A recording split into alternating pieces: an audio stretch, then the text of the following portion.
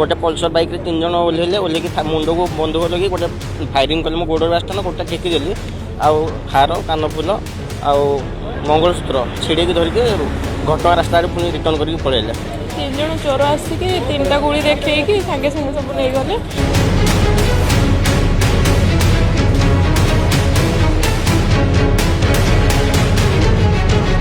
गत 29 तारिख दिन केन्दुझर जिला घटगा थाना सान नुआगाँ ग्रामर निगम प्रसाद साहू और तांको स्त्री सहित दिन 1:45 मिनिट रे निज भौणी घर आनंदपुर बेलवाहली गाँव को बाहरी नेशनल हाईवे 20 रे घसीपुरा थाना गोविंदपुर छक निकटरे कला पल्सर रे 3 जन दुर्बृत्त आसी निगम एवं तांको स्त्री जाउथवा गाड़ी को जोर धक्का देइथिले संगे संगे बंदूक बाहर करी 2 राउंड गुली मध्य करथिले किंतु कार किछि क्षति होई नथिबार सूचना मिलिथिला। दुई दंपति भयरे भयभीत होइथिले एवं तांको स्त्री पिंधिथिबा सुनाहार मंगलसूत्र कानफुल को नहीं पळे जाइथिले दुर्बृत्त। पुलिस संगे संगे खबर पाई घटनास्थल रे पहुंची तदंत चलाइछथि।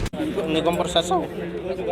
ढेंकीगढ़ आसुली जस्ट वीर गोविंदपुर छक पाखे गोटे पल्सर बाइक 3 जन ओह्लैले ओह्लैकी मुंड को बंदूक लगे गोटे फायरिंग कले मो गोड़ आसना गोटे टेकिदेली आउ हार कानफुल आउ मंगलसूत्र छिड़ेकी धरिकी घटना रास्ता पुणी रिटर्न करके पलैले ना मुझे पछ छक देखी ठिया होते मुझे स्लो आसती मुझे जापारे सडन मत मानने सैड मारदे गाड़ी मु गाड़ी मानने गाड़ी पड़ जा अवस्था थी बंधुक लगेले फायरिंग करके नहीं गले। ढेंकोट नुआ गाँव आसलु टोलंगपड़ा 3 जन चोर आसिक 3टा गुड़ी देखी सागे सागे सब नहीं गले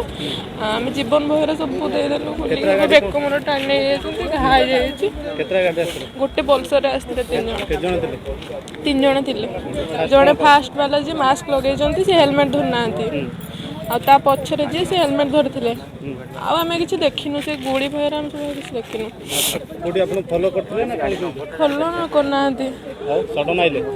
सडन से आसिले आमको बाइक में जो स्कूटी धक्का देले तापर ये जमती कहले कौन भाई कुटी देलो कि कौन कहले से सांगे सांगे से अभद्र भाषा कहीकि सांगे सांगे गुड़ी देखले बाहर करके। ब्यूरो रिपोर्ट कामयाब टीवी।